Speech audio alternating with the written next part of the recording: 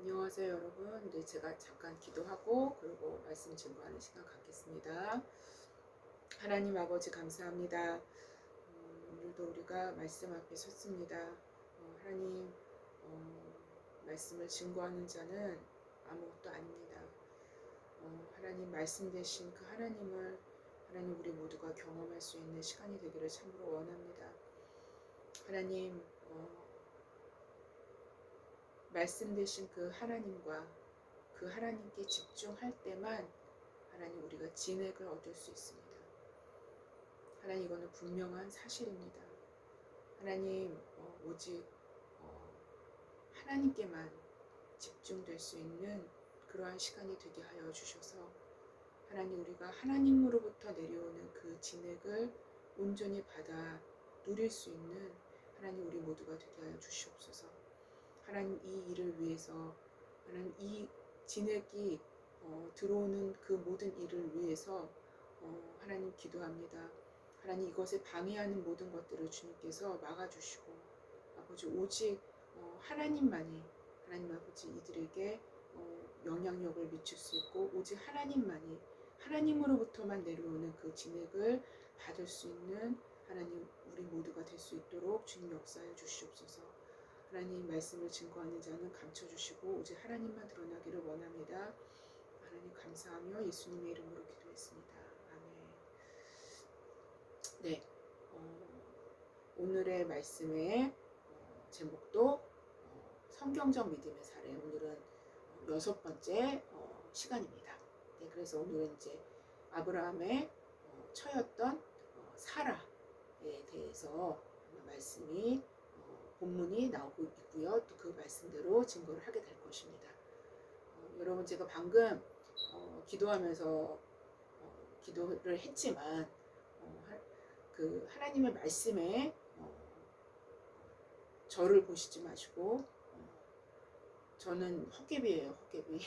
저를 보시지 마시고 하나님께 집중이 될 때 그때서야 하나님 말씀의 진액을 우리가 함께 나눌 수 있게 되는 것입니다. 네, 그래서 오늘은 성경적 믿음의 사례 6번째 시간으로 히브리서 11장 11절 12절입니다. 두 절입니다.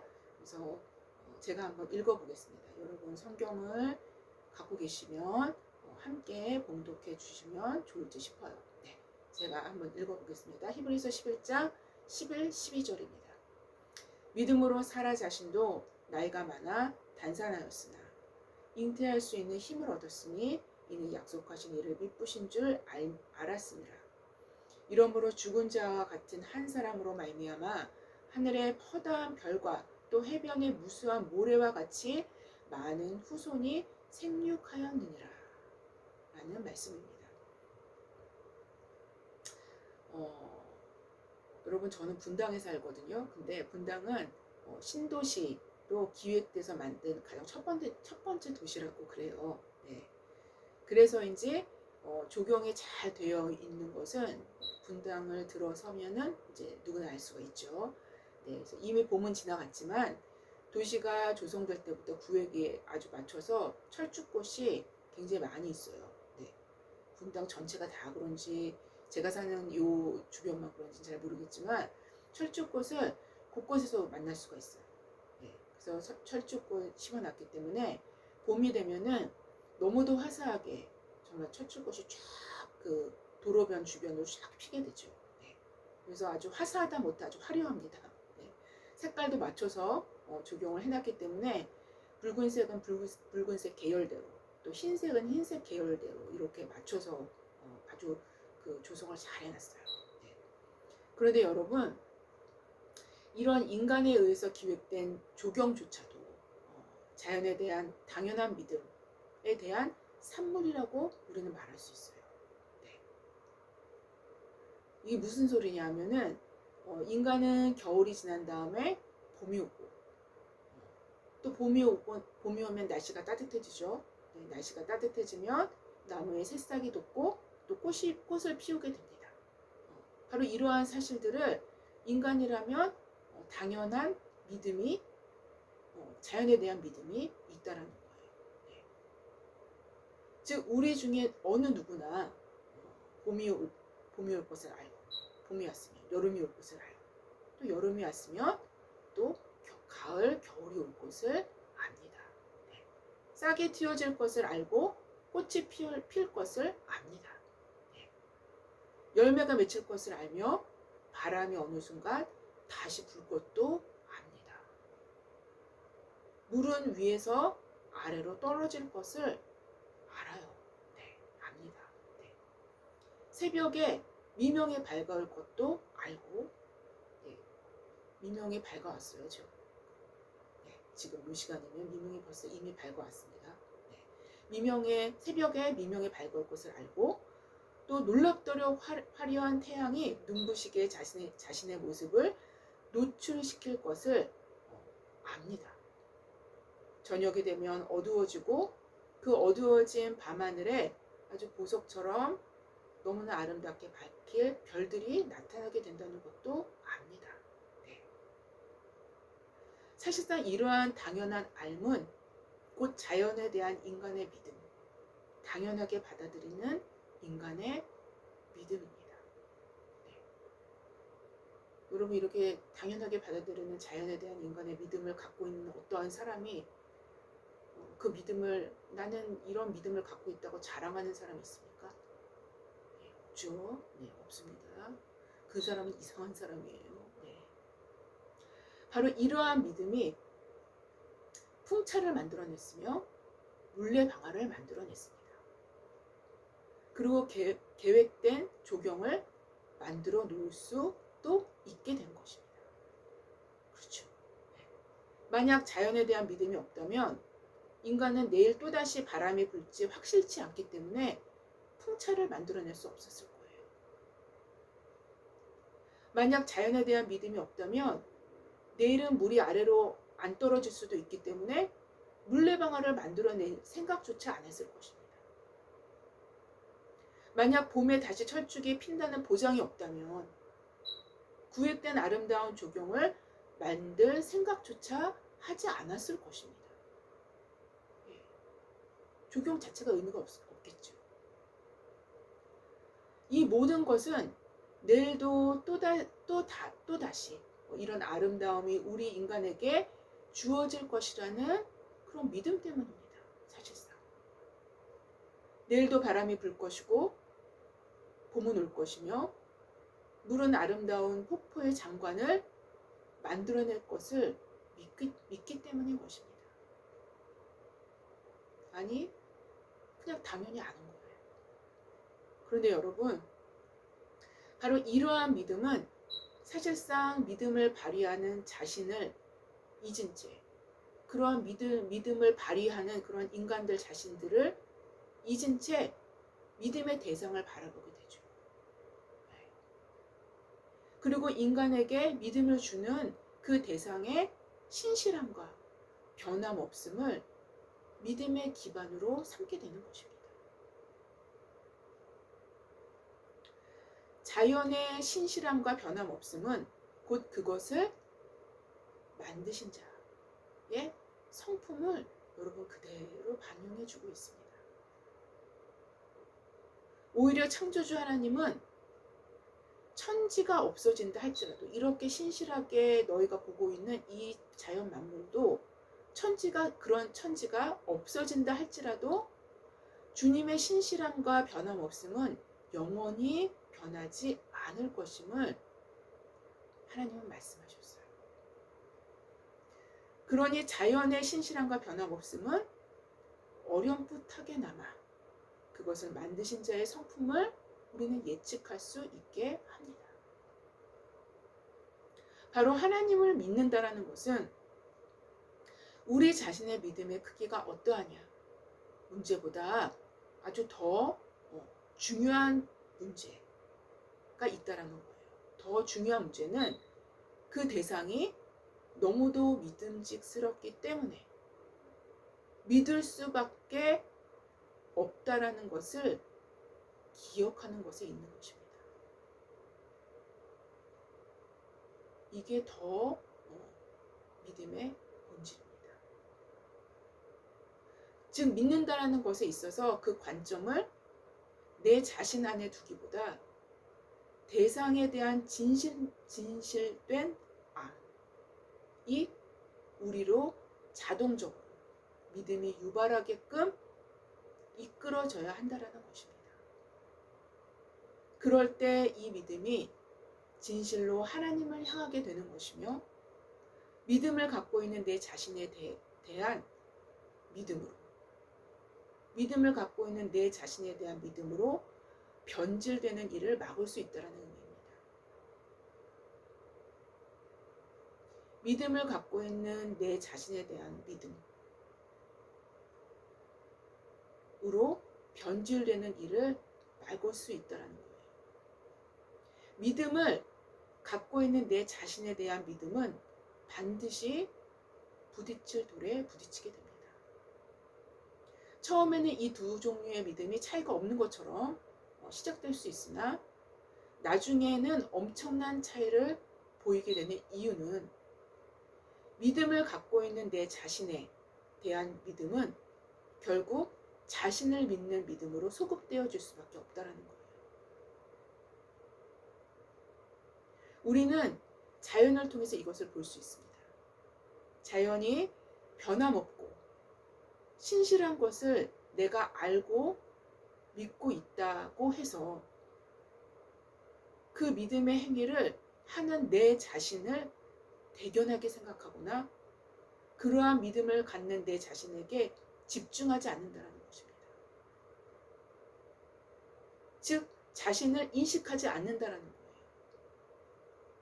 그 믿음의 대상에 집중하고 그 믿음의 대상을 인식하는 것뿐이죠. 바로 믿음은 믿음직스러운 믿음의 대상에 집중하는 것입니다. 오늘 본문에서 성경적인 믿음의 사례 6번째 인물로 아브라함의 아내 사라가 소개가 됩니다. 네, 사라가 소개가 되죠. 사라는 창세기의 기록을 본다면 그리 믿음이 없어 보여요. 그렇죠? 네. 오히려 아브라함을 실수하게끔 만든 장본인처럼 그렇게 보입니다. 왜냐하면 아브라함에게 주님께서 내년 이맘때 내가 반드시 내게로 돌아오리니 내 아내 사라에게 아들이 있으리라 라고 말씀하셨을 때 장막 뒤에서 사라가 그걸 듣게 되죠. 사라가 뒤에 장막문에서 들은 후에 창세기 18장 12절에 보면 이렇게 기록하고 있어요. 사라가 속으로 웃고 이르되 내가 노쇠하였고 내 주인도 늙었으니 내게 무슨 즐거움이 있으리요 라고 말합니다. 90이 된 여성으로서는 어쩌면 당연한 생각과 말일 수 있습니다. 또한 사라도 아브라함도 아주 연로한 부부였기 때문이죠.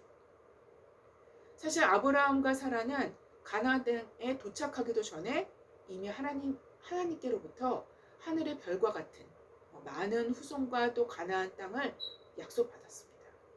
많은 후손도 또 그 후손들이 이 땅에 바로 거주하게 될 것이라는 그런 약속을 받았죠.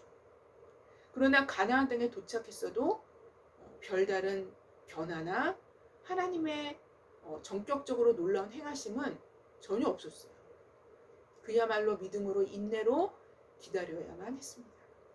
이들에게 기다림이란 결코 쉬운 일이 아니었어요. 왜 쉬운 일이 아니었냐? 이미 아브라함이 가나안 땅에 도착했을 때 75세였고 사라는 66세였어요.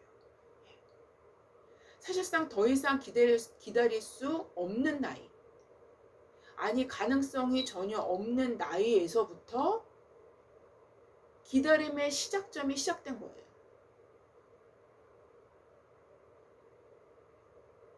그럼에도 이들은 주님의 말씀을 붙들었고 그 결과로 낯선 땅인 가나안 땅에 온 것입니다. 이들의 믿음이 지쳐 허기가 질 때쯤 되었을 때, 그러니까 믿음직스러운 하나님에게서 눈을 잠시 떼게 되고 점점 멀어질 때쯤 자신의 형편을 살피게 되었고 하나님께만 집중할 수 없게 되었던 것입니다. 그래서 이들의 생각이 돌아간 것은 처음 주셨던 하나님의 말씀에 자신의 형편을 섞는 것이었습니다. 그래서 이들이 이렇게 말했죠. 내심. 그래, 하나님의 약속은 반드시 이루어지는데 아무래도 우리의 기업을 이을 자가 우리가 양아들처럼 생각하는 엘리에셀인가 보다. 이 사람을 통해서 하나님의 약속이 이루어지려나 보네. 라고 생각했을 것입니다. 창세기 15장 5절 이하에 보면 아브라함은 이렇게 하나님께 말씀을 드리죠. 이 말씀을 드리는 거 보면은 아브라함이 어떻게 생각하고 있었는지를 우리가 발견할 수 있어요. 주 여호와여, 무엇을 내게 주시려 하나이까? 나는 자식이 없사오니 나의 상속자는 이 다메섹 사람 엘리에셀이니이다. 라고 아예 하나님께 이 엘리에셀이라도 저기를 달라고 이렇게 이제 하나님께 얘기를 하는 것을 우리가 확인할 수 있어요. 네. 그러자 하나님께서는 분명하게 다시 말씀하셔요. 여호와의 말씀이 그에게 임하여 이르시되 그 사람이 내 상속자가 아니라 내 몸에서 날 자가 내 상속자가 되리라 라고 아주 딱 정확하게 하나님께서 못을 박으셔요. 이 말씀 후에 아브라함과 사라는 하나님의 뜻을 더 선명하게 알게 되면서 다시 믿음을 회복하게 됩니다. 아, 그렇구나. 그러면 엘리에셀은 아니네. 정확하게 이제 하나님 뜻을 알게 된 거죠. 근데 바로 아브라함의 몸에서 날 자로 상속자가 되게 하시고 이 땅을 그와 그의 후손들의 기업으로 주실 것을 알고 이제 믿게 된 거예요. 그러나 하나님의 약속은 이 말씀 직후에 당장 이루어지지 않습니다. 다시 믿음의 인내의 시간을 테스트 받습니다. 인내도 그냥 인내가 아닌 불가능한 것처럼 보여지는 현실을 인내로 통과해야만 했습니다. 다시 인내의 시간을 보내야만 했을 때 사라는 이러한 생각을 하게 됩니다. 하나님의 약속은 변하지 않는데 그럼 아브라함의 태에서만 상속자가 날 것이라고 하셨는데 그러면 내 종 하갈을 첩으로 주어서 아브라함의 씨를 잇게 하는 것이 하나님의 뜻일 수 있겠다 라고 생각을 하게 된 거예요. 즉 하나님의 말씀과 자신의 형편을 다시 한번 섞는 일을 감행하게 된 거죠. 인간은 연약하기 때문에 하나님의 말씀과 하나님의 뜻을 자신의 형편에서 재해석하고 재활용하는데 능숙해지게 됩니다. 바로 이것이 큰 불상사를 일으키고 하나님께 순종하는 길을 막는, 그러니까 불순종하는 길을 선택하게 되는 바로 그런 결과가 주어지게 된 거예요. 다시 말씀드린다면 처음 받은 말씀에 물을 섞고 재해석해서 하나님의 뜻과 자신의 뜻을 적당히 섞어서 불분명한 회색지대를 만들어 놓는 것입니다. 결국 이 일로 하나님께서는 아브라함에게 13년 동안 나타나시지 않으시게 됩니다. 바로 믿음은 믿음직스러운 하나님이라는 대상에 집중하는 것입니다. 자신의 형편에 집중할 때 자신의 상황적 지혜, 여러분 상황적 지혜는요 이 하나님께로부터 내려온 지혜가 아닐 때가 굉장히 많아요. 자신의 상황적 지혜에 집중할 때 불순종이라는 상황을 선택하게 된다는 것입니다. 이렇게 사라는 자신의 상황이라는 프레임을 만들어 놓고 그 안에서 하나님의 약속을 재해석한 것이 된 거예요. 바로 이것이 이스마엘을 낳게 되었고 역사상 가장 분쟁이 많은 민족의 대립을 형성하게 된 것입니다. 바로 이런 이유에서 일부 학자들은 성경적인 믿음의 사례 중에 한 인물로 사라를 넣는 이유는 단지 아브라함의 아내였기 때문이다 라고 평가하는 학자들도 있습니다. 네. 사실상 근데 이렇게 볼 수 없는 이유는요. 네. 아브라함 역시 주님께서 아들을 주실 것을 말씀하실 때 그 또한 속으로 웃었던 것을 성경에서 우리는 확인할 수가 있어요. 네. 창세기 17장 17절에 나오죠. 네. 아브라함이 엎드려 웃으며 마음속으로 이르되 100세 된 사람이 어찌 자식을 낳을까? 사라는 90세니 어찌 출산하리요? 라고 성경은 기록합니다. 그러니까 정확하게는 99세죠. 그렇죠? 네. 100세 때 이삭을 낳았으니까. 네. 그리고 뿐만 아니라 사라가 그녀의 여종 하가를 처불어 줄 때 아브라함 역시 이것이 불순종임을 인식하지 못합니다. 단지 하나님의 약속을 이루는 또 다른 방법일 뿐이라고 그도 역시 그렇게 생각을 한 거예요. 부부의 합의하에 그렇게 된 겁니다. 이것 외에도 사라와 아브라함은 모두 연약한 인간일 뿐임을 우리는 성경에서 많은 부분 찾아볼 수 있어요. 인간이 자신의 믿음의 대상이 되는 하나님께 집중하지 않을 때 하나님의 약속과는 상관없는 내용들로 마치 약속인 것 마냥 새로운 것들을 만들어낸다는 것입니다. 이러한 인간의 연약성 앞에서 인간을 지탱해주는 가장 강력한 힘은 사실상 바로 하나님의 은혜입니다. 그분의 은혜가 우리를 선하게 이끄는 것입니다. 이 은혜가 우리의 믿음을 교정하시고 우리의 믿음을 바르게 하십니다.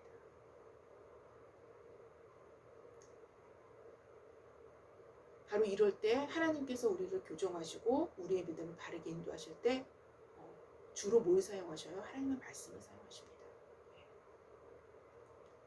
바로 사라는 하나님의 은혜로 그 뒤섞인 믿음을 새롭게 만드시는 하나님을 경험하게 됩니다. 바로 이것이 사라로 하여금 90세에 약속의 아들 이삭을 낳을 수 있는 믿음을 갖게 합니다. 창세기 21장 1절부터 2절 이하에 여호와께서 말씀하신 대로 사라를 돌보셨고 여호와께서 말씀하신 대로 사라에게 행하셨으므로 사라가 임신하고 하나님의 말씀하신 시기가 되어 노년의 아브라함에게 아들을 낳으니 라고 기록하고 있죠. 성경에서는. 여기서 말씀하신 대로 돌보셨다 라는 의미를 좀 더 살펴본다면 돌보셨다라는 것은 히브리어로 파카드입니다. 이 용어의 의미는 우호적인 목적으로 방문했다라는 의미예요. 우호적인 목적으로 방문했다. 우호적인 목적으로 누가 방문하셔요? 하나님이 친히 방문하신 거예요. 사라를, 아브라함을. 그런데 왜 방문하셨을까요? 네, 창세기 18장 10절 이하에 그가 이르시되 내년 이맘때에 내가 반드시 내게로 돌아오리니 내 아내 사라에게 아들이 있으리라 라고 약속하신 말씀 그대로 내년 이맘때쯤 되어서 아브라함과 사라를 방문하셨음을 확인할 수 있어요. 하나님께서 방문하실 것을 이미 말씀하셨고 그 말씀하신 대로 방문을 하신 겁니다. 바로 사라는 주님의 방문으로 주님을 더욱 알게 되었고 그것이 그녀의 믿음을 크게 확장시킨 것입니다. 그런데 오늘 본문에서는 이는 약속하신 일을 미쁘신 줄 알았음이라 라고 히브리서에서는 기록을 하고 있어요.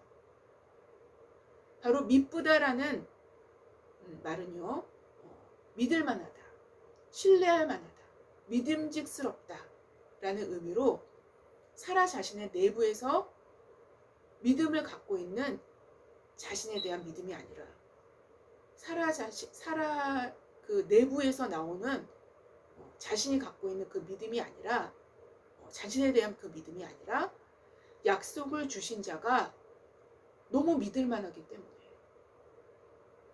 약속을 주신 자가 진짜 그 방문하기로 했는데 정말 방문하셨네. 근데 그 방문했을 때 사라가 그 방문하신 그분의 그 신실함과 그 약속 지키심을 보고 너무나 믿을만한 분이시구나 라는 것들을 너무나 깊이 인식을 하게 된 겁니다. 너무 믿을만하기 때문에 너무도 믿음직스럽고 신뢰할 만한 인격을 갖고 있는 그분의 인격을 접하게 된 겁니다. 확실하게 보게 된 겁니다.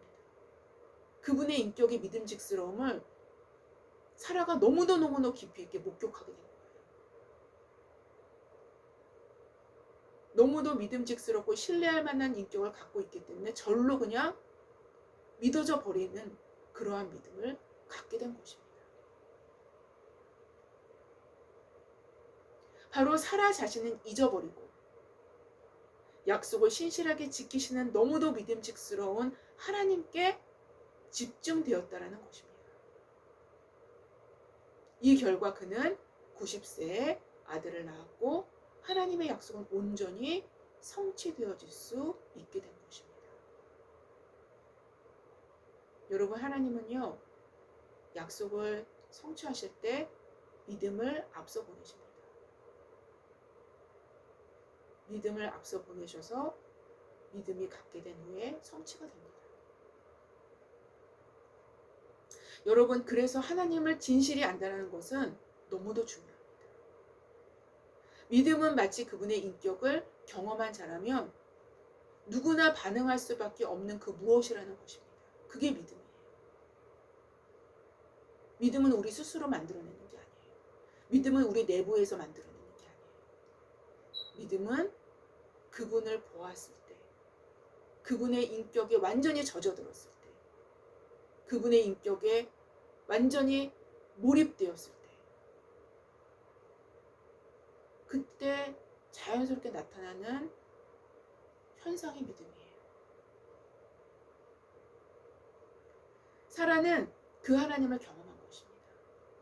하나님의 신실하심과 변함없으신 너무도 믿음직스러운 성품에 압도된 거예요.